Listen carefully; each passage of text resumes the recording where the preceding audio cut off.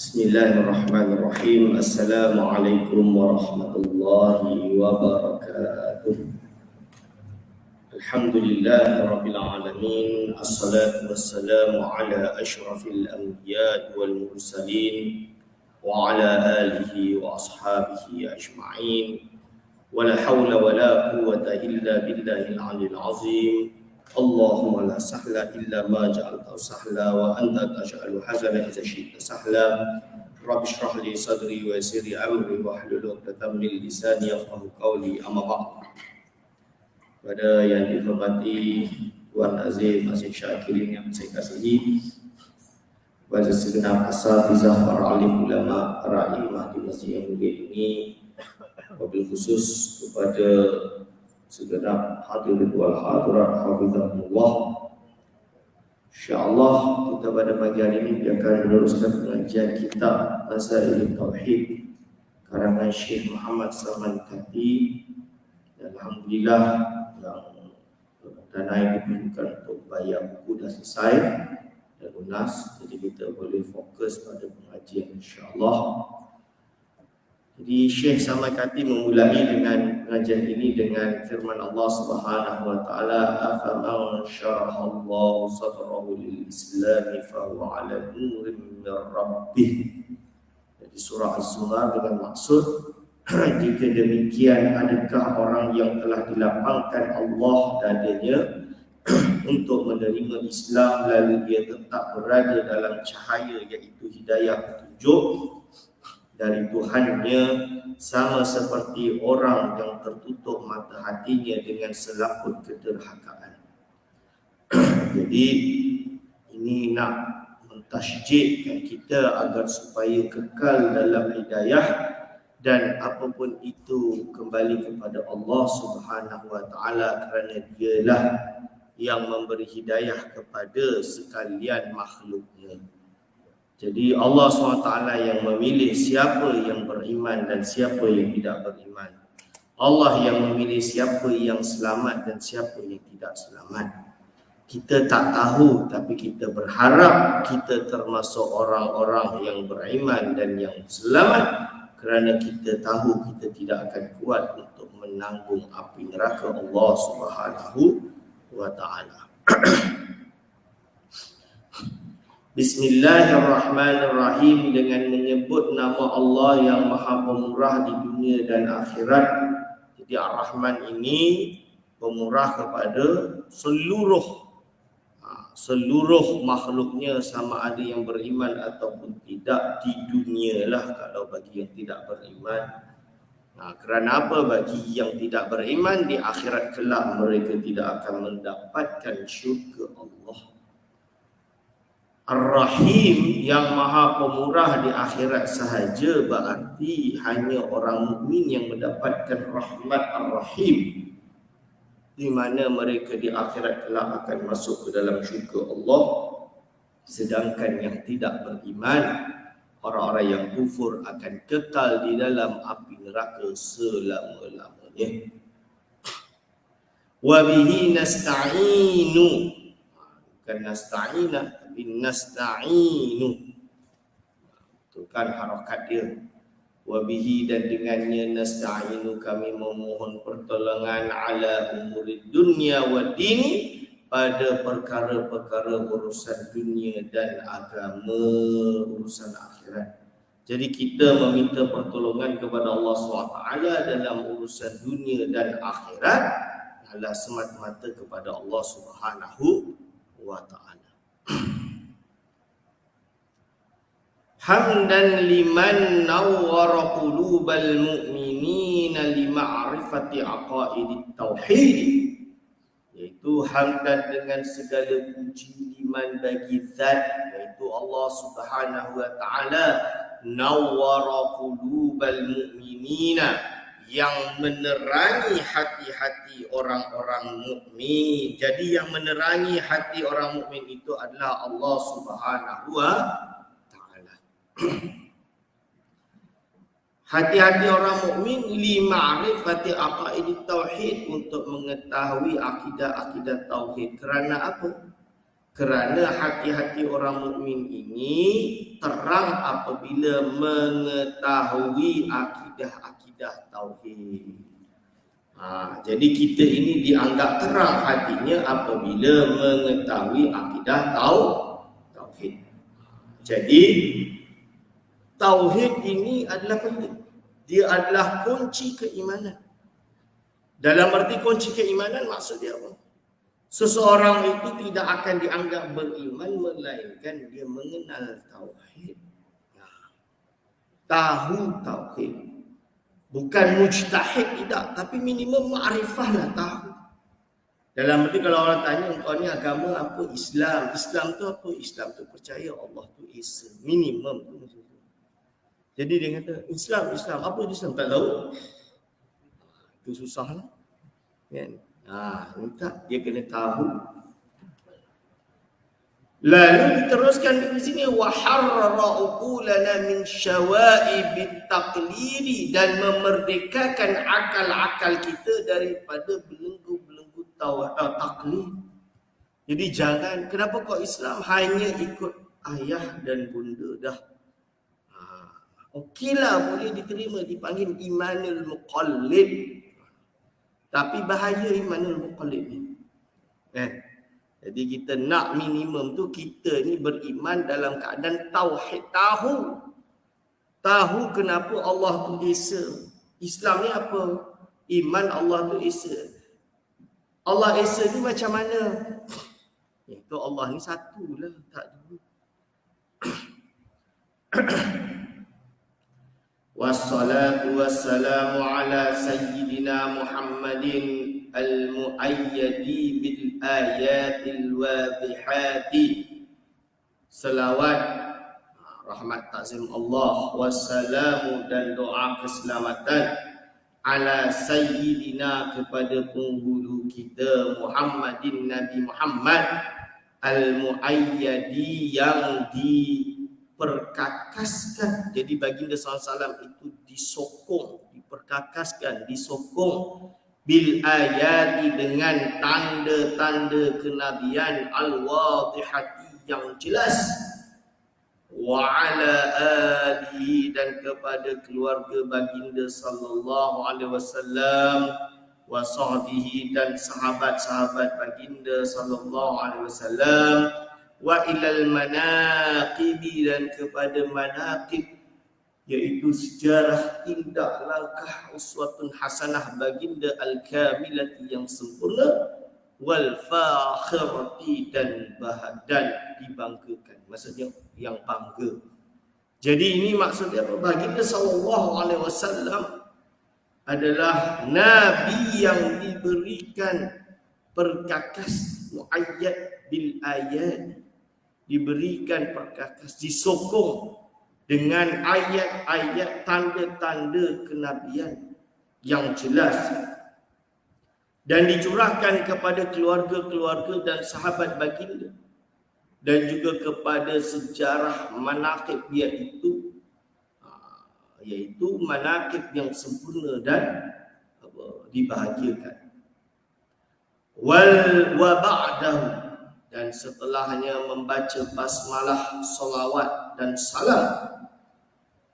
Maka kata Syekh Saman Kati, ketahuilah bahawasanya tiap-tiap mereka yang hendak mempelajari akan satu-satu ilmu itu, mahulah ianya mengetahui terlebih dahulu akan mabadik 10.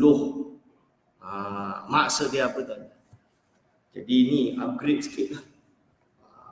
sikit. Jadi di dalam ilmu Islam ni, Masya Allah, ulama ni hebat. Jadi ulama Islam ini dia dah menyediakan suatu mabadik, prinsip, dipanggil mabadik asyarah, mabadik 10. 10 principle of knowledge tu kalau bahasa Inggeris dia. Kalau bahasa Melayu dia 10 fan atau 10 prinsip. Mabadik tu prinsip, 10 perkara yang mesti kita tahu sebelum mempelajari apapun itu ilmu. Barang siapa yang menghafal 10 mabadik bagi suatu ilmu, dia seolah-olah dah dapat separuh ilmu.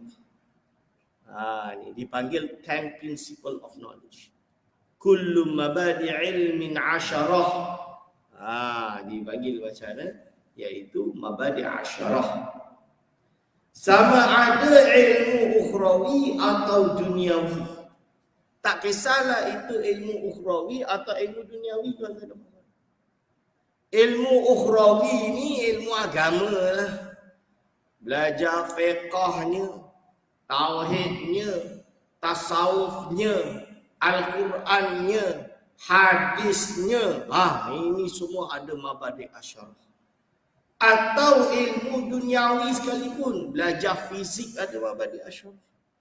Belajar matematik ada mabadik asyarah. Belajar ilmu politik ada mabadik asyarah. Bukan tak ada. Jadi setiap orang yang nak belajar ilmu ada mabadik asyarah. Sebab itu di Maghribi ada ulama Qarawiyyin, dia karang kitab 2 jilid tebal hanya membahas tentang mabadik asyarah. Jadi kitab dia tu dia nak sebut tentang apa itu mabadik asyarah, sejarah mabadik asyarah, kenapa kena ada mabadik asyarah, siapa pertama sekali yang susun mabadik asyarah, hadis-hadis. Lepas tu disebut, okey, fan akidah ini mabadik asyarah, dia tauhid ini mabadik asyarah, dia ilmu ni mabadik asyarah, dia ilmu ni mabadik asyarah, dia semua dikumpulkan. 2 jilid, itu pun jadi kitab pun. Hari ini dicetak 3,000 hadis, cetak 6,000 hadis, cetak 10,000 hadis. Sebab orang Arab ni memang rajin baca. Itu satu benda yang kita respect. Orang Arab ni kuat hafal, kuat membaca. Di kalangan yang kuat baca lah. Tapi kita orang Melayu, saya tak tahulah kuat baca ke tak. Tapi ini fakta. Kalau pergi ke negara Arab, pesta buku ni, dia bawa kitab lah berapa ratus habis. Kan? Jadi pesta buku ni bukan tempat hanya nak beli buku tak. Jadi tempat publisher luar negara datang, kumpul, bawa buku-buku dia yang dia nak jual dekat kedai-kedai buku kat negara tersebut. Contoh dia Ma'rib, untuk Ma'rib tu pesta buku Morocco kan. Saya duduk Morocco ni. Jadi yang dari Mesir berapa? 30 publisher. Dari Saudinya, dari Kuwaitnya, dari negara-negara, dari Abu Dhabi, dari macam-macam. Dari Indonesia pun datang. Jadi Indonesia tak datang satu lah, dia datang satu kumpulan. Kapi dipanggil. Tapi yang jual kita Arab je lah, sebab orang Arab mana baca bahasa Indonesia kan. Datang jual kitab ulama-ulama Indonesia yang ditulis bahasa Arab. Itu tuan-tuan, jual dekat Ma'rif Kutub habis. Tapi tujuan dia bawa sekali kontena-kontena tu kan, dibagi ke publisher, hantar ke seluruh publisher publisher hantar seluruh kedai buku di Maghribi habis. Ini saya pergi ke pesta buku semalam. Okeylah, penuh lah, banyak orang beli komik, beli apa banyak, alhamdulillah. Tapi masih tak cukup macam dekat Morocco. Kalau kat Morocco lagi syadid lah. Lagi syadid lah contohnya. Tapi alhamdulillah lah, kita lagi besar lah. Maksudnya lagi besar tu 4 tingkat 3 tingkat. 3 tingkat, 4 tingkat. Kalau Morocco 1 tingkat je lah, tak ada tingkat-tingkat. Tapi dia padang besar tu. Ni. Cuma dekat sana memang orang beli buku. Semoga orang Melayu pun banyak rajin membaca. Okey. Duniawi. Kerana mengetahui yang tersebut itu menjadi seseorang itu faham akan faedah-faedah dan tujuan-tujuan satu-satu ilmu. Jadi tujuannya biasa orang tu nak ngaji tu dia faham lah ilmu tu, tuan-tuan dan puan-puan kan. Jadi dia nak ngaji. teman nak mengaji kitab tauhid, nak tahu le kitab tauhid ni macam mana, ilmu tauhid ni macam mana, betul ke tak? Nak mengaji ilmu tasawuf dia kebendanya kan. Nak tahulah, diajarkanlah ini tasawuf. Biar kita ni tak adalah nak sembang je. Zaman sekarang ni orang tak ada ilmu, dia duk kata tasawuf ni ilmu bid'ah contoh dia. Dengar tasawuf je sesat. Bukan macam tu. Mabadi' Asyarah ni belajar dulu. Kan? Belajar dulu Mabadi' Asyarah ni. Lainlah kalau orang jahil tu cakap tentang tasawuf, nampaklah kejahilannya, kan? Nampaklah sesatnya. Samalah kalau orang jahil cakap hadis, tak payah cakap lah. Hadis sahih Bukhari sahih pun makna dia jadi tak sahih. Betul ke tidak? Ini. Jadi jangan salahkan ilmu tasawuf. Yang disalahkan yang mengajar ilmu tasawuf tu yang tak betul. Samalah juga. Jangan salahkan ilmu kalam. Ilmu kalam ni tak salah. Yang salah ni yang mengajar ilmu kalam. Kerana apa? Ulama ni ada yang mengatakan ilmu kalam ni haram. Ahmad bin Hanbal termasuk, Imam Ahmad bin Hanbal termasuk yang mengharamkan ilmu kalam. Kerana dianggap terlalu filosofikal. Tapi jangan salahkan ilmu kalam. Imam Ghazali kata, tunggu dulu. Kalau ilmu kalam sefilosofikal apapun, tapi digunakan untuk melawan ahli bid'ah supaya tak sesatkan ahli sunnah wal jamaah, hukum dia fardu kifayah. Ini Imam Ghazali kata. Yang disalahkan itu, yang mengajar ilmu kalam kalau dia tak betul. Jadi dia ni dah memang sesat Mu'tazilah. Diajarnya ilmu kalam. Jangan salahkan ilmu kalam. Ahli bid'ah yang sesat. Itu yang disalahkannya. Samalah kita tuan-tuan dan puan-puan. Jangan salahkan ilmu hadis. Ilmu hadis tak salah. Hadis ini baginda SAW. Kalam baginda mulia. Imam Nawawi pun mengajar ilmu hadis. Riyadhus Shalihin, Bustanul Arifin dan lain-lain. Yang disalahkannya tu orang yang mengajar hadis kalau yang tak betul dikonakkannya, kan? Hadis baginda sabda macam ni dikonakkannya, dibid'ahkannya yang lain. Kononnya ulama-ulama ni tak ikut hadis. Itu yang salah. Jadi kita jangan salahkan ilmu hadis. Yang kita salahkan tu orang yang mengajar ilmu hadis ni terlalu rigid, sikit-sikit Nabi tak buat. Ini salah. Ya, itu contoh dia. Lalu disebutkan lagi dengan demikian menambah gemar dan bersungguh-sungguh akan ilmu. Jadi dengan demikian ini ditambah gemarlah dan sungguh-sungguhlah akan ilmu, tuan-tuan dan puan-puan. Juga dapat dikenal mana dia ilmu yang patut dipelajari dan mana yang tidak patut dipelajari. Jadi dapat dikenallah mana dia ilmu yang patut dipelajari, mana yang tak patut dipelajari. Ilmu ni ilmu yang wajib dipelajari. Ilmu ni ilmu yang haram dipelajari. Ini kena tahu pula, tuan-tuan dan puan-puan. Jadi kita akan tahu pada tersebut. Apalagi ilmu-ilmu agama, kerana ilmu-ilmu ini berpunca daripada Al-Quranul Karim dan Al-Hadith Asy-Syarif. Lebih-lebih lagi ilmu agama. Sebab apa? Kita akan tahu di mana sumber ilmu tersebut. Belajar ilmu fiqh dari Quran, Sunnah, Ijma', Qiyas dan usul istidlal yang lain. Kita jangan jadi orang kita pegang pada ni saja, tak pegang pada yang lain. Lepas tu habislah, baca tak cukup, keluarkan, salahkan orang sahaja, tidak. Kena luas bacaan dia. Mana-mana ilmu agama yang tidak berpunca berpunca dan beralas dengan Al-Quran dan hadis juga, nampak. Jadi dia tak berhenti Quran dan hadis saja. Dia ada juga ijma' ulama dan qiyas yang makul.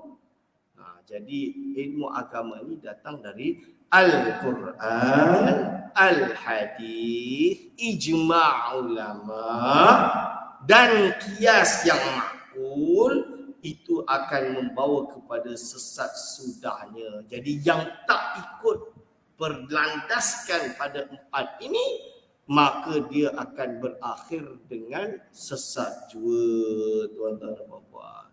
Ustaz nak ajar akidah ni ada ke Quran sunnah dia? Siapa kata tak ada? Nanti kita masuk ni kita baca dah. Kan? Ada dalil dia? Ada. Bukan tak ada. Itu dia, tuan-tuan dan puan-puan. Lalu didatangkan setelahnya sebagai yang didapati pada setengah-setengah orang-orang jahil, bermacam-macam rekaan yang karut marut. Sebagai apa yang didapati? Jadi sebagai yang didapati pada setengah-setengah orang jahil.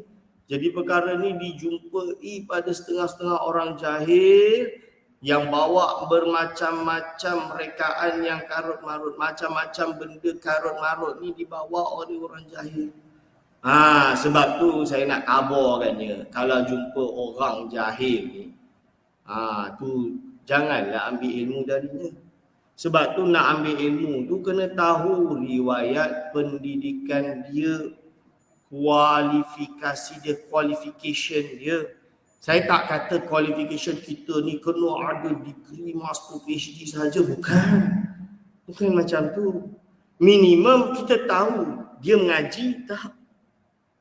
Dia mengaji tak, tuan-tuan. Sebab itu kalau nak ambil tauliah kat negeri Selangor ni, kita tengok dulu dia mengaji kat mana, tuan-tuan.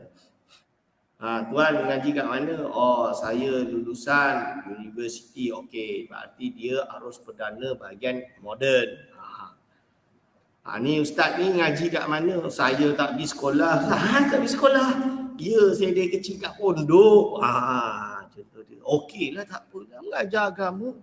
Ngaji pondok ni bukannya tak ada qualification. Ada. Saya ni pondok. Saya ni pondok lah, PMR, SPM tak ada. Tapi pondok adalah, sijil pondok adalah. Jadi ngaji pondok macam mana? Jadi kitab dia turah. Lepas tu dicek pula pembuktiannya. Kalau dah betul ada universiti ke atau pondok ke, dicek lah. Cik baca kitab sikit, nak dengar kan. Buka kitab, baca. Jawi tak reti. Kalau Jawi tak reti, Arab lagi lain tak reti. Kecuali lah Arab. Kalau Arab lain lah. Dia tahu Arab tak reti Jawi. Tapi kalau Melayu, Jawi tak reti. Baca kitab Arab tak reti. Tak lagi tahu yang macam mana. Ya? Ini contoh dia. Ataupun ditanya hukum hakam. Macam mana makmum masbuk? Macam mana makmum muwafiq? Ustaz, makmum muwafiq tu apa? Masbuk tu apa? Macam mana nak jadi guru tauliah? Makmum muwafiq tak reti, makmum masbuk tak reti. Tiap-tiap hari solat jamaah ke tidak? Ini kan. Kita boleh tahulah dari situ. Atau ditanya akidah. Kawan saya, Ustaz Mat Jaiz. Dia tanya akidah lah biasanya. Sifat 20 tu apa benda ni? Nak tahu sifat 20. Dia sebut sifat 20. Tak tahu sifat 20. Macam mana ni nak mengajar? Nak mengajar ni. Bukannya nak mengaji, nak mengajar tak reti sifat 20. Maka tak lulus lah. Tak bagilah tauliah dia. Betul ke tidak? Jadi kita kena hati-hati. Jangan hanya ustaz pandai cakap, alim. Betul ke ustaz? Sebab itu kita kena hati-hati. Ada orang banyak kadang masuk ke YouTube, masuk ke ni, baca kitab pun tak reti. Boleh ke kita nak ambil ilmu dari dia? Jangan. Ini. Jadi ilmu ni kena jelas.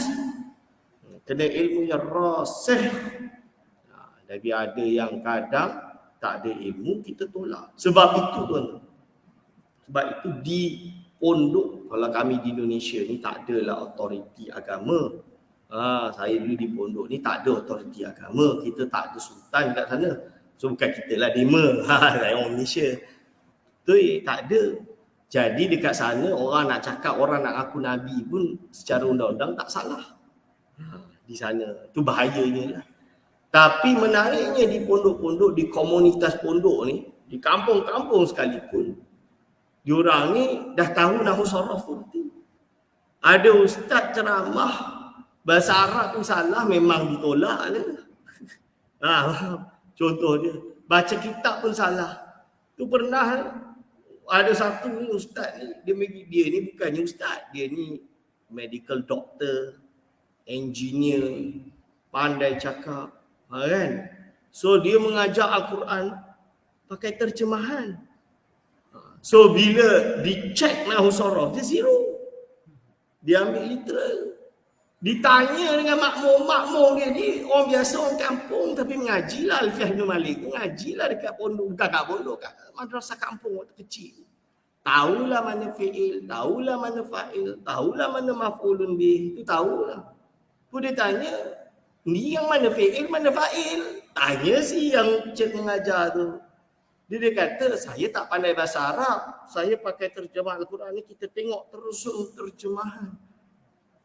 Makmum dia bohong lah, ustaz apa macam ni. Nak mengajar Al-Quran, bahasa Arab tak reti.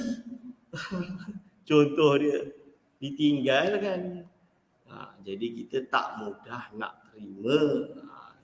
Sama lah dekat negeri Selangor ni, kita ada panel tauliah. Panel tauliah ni cukuplah nahu sorof dia. Bila diuji nahu sorof fulan bin fulan tu congsang, nak terima macam mana? Bab akidah ditanya, bab akidah ni mana ni? Apa itu sifat wujud? Apa tu sifat kidam? Apa tu sifat mukhalafatul ta'ala lil hawadis? Tak reti, ditolak lah ni. Bab tasawuf kita tanya dia, orang nak mengaku tarikat, nak mengaku tasawuf. Bila ditanya ilmu tasawuf pun tak reti. Apa yang dimaksud ghibah, apa yang dimaksud penyakit hati, apa itu tahalli, apa itu takhalli. Takhalli tak reti, tahalli tak reti, wassalam. Macam mana nak tajalli? Dia tahu tajalli tapi dia tak tahu takhalli, dia tak tahu tahalli. Macam mana nak terima? Tak boleh diterima lah. Bila kita tanya silsilah, apa yang dimaksud dengan silsilah tariqah? Kena tahu. Tak reti, ditolak lah. Kan? Ini dia. Jadi, ini semua ada ilmu dia. Sebab itu disebut kat sini. Kalau tak ada, membawa kepada sesat sudahnya. Jadi kalau guru tersebut ajar tasawuf, tapi tak cukup ilmu alat dalam tasawuf, sesatlah dia. Betul. Ibarat dia lah macam ni. Tuan-tuan nak ke hantar anak tuan-tuan mengaji ilmu matematik dekat guru tak bertauliah matematik, tak pandai matematik, tak ada ilmu matematik. Hantar anak tuan-tuan mengaji fisik dengan Ustaz Aiman. Sesatlah dia. Mana saya tahu ilmu fisik, betul? Ini. Jadi kena hati-hati, bukan tak. Sebab itu jangan marah kalau kita ada tauliah dekat diri semua. Jangan marah. Memang kena ada. Takut yang mengajar itu songsang susah. Sebagai yang didapati pada setengah-setengah orang yang jahil.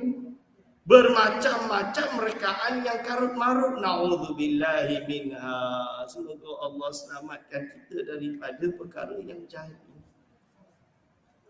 Dengan sebab itu, hamba datangkan permulaan susunan hamba ini dengan yang tersebut itu. Sebab itulah penulis kitab ini mendatangkan permulaan susunan hamba ini. Dia datang dengan benda ini dengan yang tersebut itu.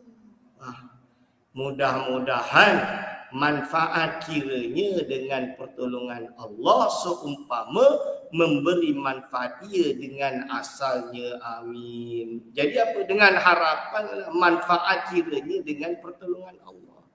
Jadi kita haraplah ilmu yang kita sampaikan ini juga menjadi ilmu yang bermanfaat kerana penulis Syekh Salman Kati dia tak dapat nak menulis kitab ini melainkan dengan pertolongan Allah Subhanahu Wa Taala jua. Itulah kita, tuan-tuan dan puan-puan. Kita ni tak dapat nak sampaikan ilmu ini melainkan dengan pertolongan Allah Subhanahu Wa Taala. Okey. Lalu disebut di sini, dah baru syuruk, kita tambah sikit lagi. Kenyataan mabadi' yang 10. Haqiqah kalau bahasa Arab. Kenyataan tu bahasa Arab dipanggil haqiqatul mabadi' asyarah. Jadi pengalaman saya lah baca kitab Jawi. Saya ni tak pandai baca kitab Jawi, bukan tak pandai baca Jawi, tak pandai baca kitab Jawi. Ni beza kan tu. Jawi pandailah, terhetilah, bukan pandai, terhetilah. Tapi kitab Jawi, sebab saya memang di pondok tak mengaji kitab Jawi. Di pondok memang kitab Arab semualah. Tu. Tapi sejak balik Malaysia kenalah berjinak dengan kitab Jawi. So selama membaca kitab Jawi ni, saya tahu ulama-ulama yang menyusun kitab Jawi itu semua berangkat daripada kitab Arab. Jadi dia berasal dari kitab Arab. Bila dia tulis kenyataan mabadi' yang 10, saya tahu ini dari perkataan haqiqatul mabadi' asyarah. Seperti itu, tuan-tuan. Kenyataan mabadi' yang 10. Kenyataan berarti hakikat mabadi' yang 10. Soalan, manakah yang dikatakan mabadi' yang 10 pada ilmu tauhid itu? Jadi dia tanya, mana satu yang dikatakan mabadi' yang 10 pada ilmu tauhid itu? Nak tahu ni. Mabadi' 10 ni macam mana? Mana apa yang dikatakan mabadi' asyarah? Kan tadi dah kata. Pegang 10 ni, fahamlah ilmu tu. Lalu dia jawab. Jawab iaitu, 1. Hadnya. Haddun wa maudu'un wadi'un ismuhu. Yang pertama, hadnya. Maksud had ni adalah pengertiannya. Bahasa Inggeris dia definition. Bahasa Melayu, bahasa Inggeris dimelayukan definasi. Bahasa Melayu lama dia pengertian dia lah. Ni. Itu had namanya. Bahasa Arab dipanggil had. Okey. Yang kedua, maudu'nya. Maudu' ni maksudnya apa? Hantarannya. Subjeknya. So what is the subject? The subject is regarding tauhid je. Membahas tentang essence of Allah, iaitu Allah Subhanahu Wa Taala, zat Allah Subhanahu Wa Taala, essence. Maudu'nya, subjek. Yang ketiga, wadi'-nya. Wadi' tu apa? Yang menghantarkannya. Bukan. Wadi' itu yang menciptanya lah. Tapi menciptakannya itu tak sedap lah nanti. Maksud dia, siapa yang mempeloporinya. Itu paling sesuai. Mempelopori. Bahasa Melayu ke tak? Bahasa Indonesia. Jadi contoh dia lah. Contoh dia. Ilmu mantiq yang mempeloporinya adalah Aristotle. Contoh. Ilmu arud. Arud ni ilmu syair bahasa Arab. Wadi' dia adalah Imam Khalil, guru kepada Imam Sibawai. Ini contohnya. Ilmu tauhid, kalau akidah tu of course lah Allah Subhanahu Wa Taala. Tapi yang pertama menyusunnya adalah Al-Imam Abdul Hasan Al-Ash'ari. Itu contoh. Ismuhu, namanya. Kena tahulah banyak nama. Hari ni orang tak tahu nama, Masya Allah. Saya tu pening kepala ni. Boleh pula ilmu yang beratus tahun orang dah ajarkan. Dia nak tukar nama, dia kata. Contoh dia ilmu tasawuf. Ilmu tasawuf ini ilmu penyucian jiwa. Hari ini diorang nak tukar nama, janganlah ilmu tasawuf sebab ada orang dispute tak suka ilmu tasawuf. Nak tukar nama tarbiyah ruhiyah lah, tazkiyatun nafsi lah, ilmu akhlak lah. Tak suka dengan tasawuf apa? Ulama dulu sebut ilmu tasawuf Kita hari ni pandai-pandai nak tukar ilmu tasawuf. Nak buang nama tasawuf. Tu saya memang tak boleh terima. Saya kata tak ada alasan.